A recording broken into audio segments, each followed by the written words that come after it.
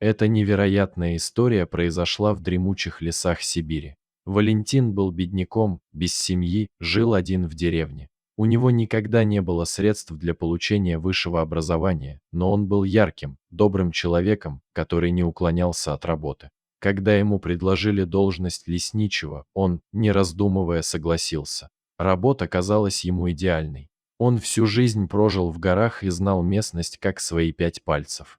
Каждые 2 дня Валентин ходил по лесу и проверял, все ли в порядке. Однажды зимним утром, совершая обычную прогулку, он наткнулся на нечто, что навсегда изменило его жизнь. В тот день лес был покрыт толстым слоем снега, и Валентину приходилось каждые несколько шагов останавливаться, чтобы отдышаться. Во время одной из таких пауз он услышал где-то поблизости тихое всхлипывание. Он сделал паузу и попытался точно определить местонахождение шума. Но стоило ему сделать малейшее движение, как хныканье внезапно прекратилось. Валентин думал, что у него галлюцинации и он слышит несуществующие вещи. Но как только он собирался продолжить свой путь, он услышал это снова. На этот раз он смог определить местонахождение звука рядом с кустом перед ним. Он осторожно подошел на звук и увидел торчащую из снега голову. Это был тигренок. Животное плакало и трясло головой, стряхивая снег. Валентин присмотрелся и заметил на его теле кровавые следы от укусов.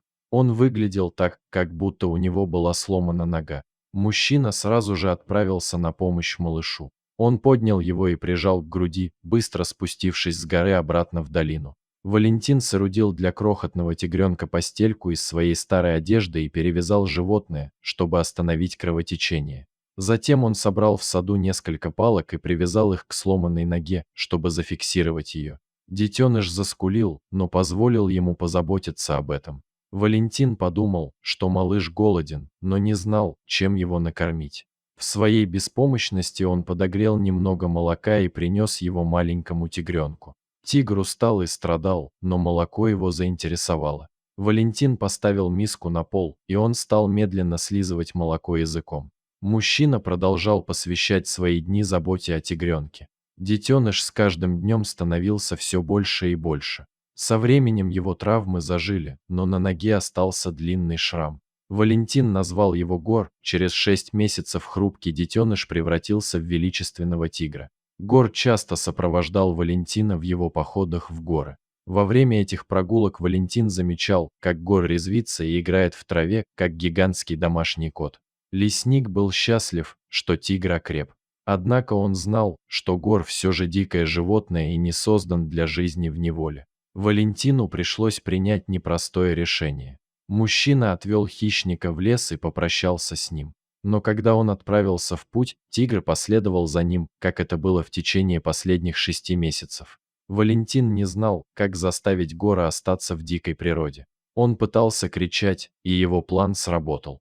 Гор никогда раньше не видел своего хозяина злым. В ужасе тигр убежал в лес, а его друг-человек вернулся в деревню со слезами на глазах. Валентин продолжал патрулировать местность, но Гора больше никогда не видел. 4 года спустя Валентин почти забыл о тигре. Во время одного из своих ежедневных походов он потерял сознание и был случайно найден другим сельским жителем по имени Дмитрий, рубившим поблизости дрова.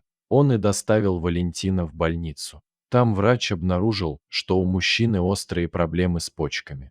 Лесник пробыл в больнице несколько дней, но отказался от операции по спасению жизни из-за высокой стоимости. Следующим летом он вернулся в патруль, когда увидел столбы дыма, поднимающиеся с гор. Район был опустошен лесными пожарами, и рейнджер-мужчина знал, что что-то не так. Пламя быстро распространилось и подошло очень близко к Валентину. Затем мужчина начал бежать вниз с горы так быстро, как только мог. К сожалению, ослабленный своим слабым здоровьем, он споткнулся и упал. Мужчина беспомощно лежал на земле и не мог самостоятельно встать. Тем временем пламя безжалостно распространялось позади него. Мужчина уже смирился со смертью.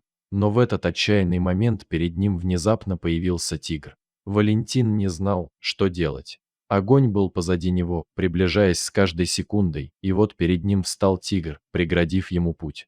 Валентин закрыл глаза и решил смириться со своей участью. Но то, что тигр сделал дальше, потрясло его.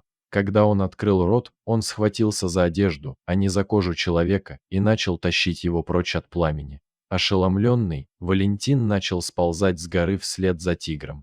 Он был почти в безопасности, когда с дерева упала пылающая ветка и повалила его на землю.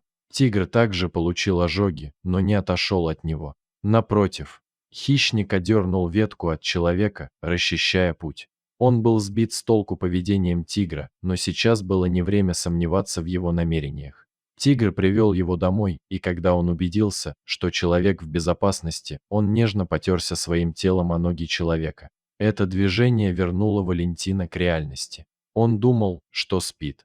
Но теперь он узнал своего старого друга Гора. Хотя он вырос и стал больше, у тигра все еще был длинный шрам на ноге. Валентин посмотрел на тигра и громко спросил, не Гор ли это. Услышав свое имя, он посмотрел на него и издал долгий рев одобрения. Однако, через несколько минут тигр вернулся в лес. Валентин отчаянно хотел, чтобы его старый друг остался с ним еще немного, но животное теперь знало свое место в мире и вернулось в свою естественную среду обитания. Дорогие зрители, если вам понравилась эта история, обязательно поставьте палец вверх и поделитесь этим рассказом со своими друзьями. Если вы впервые на этом канале и еще не подписаны на него, рекомендую подписаться прямо сейчас, чтобы не пропустить очередную захватывающую историю.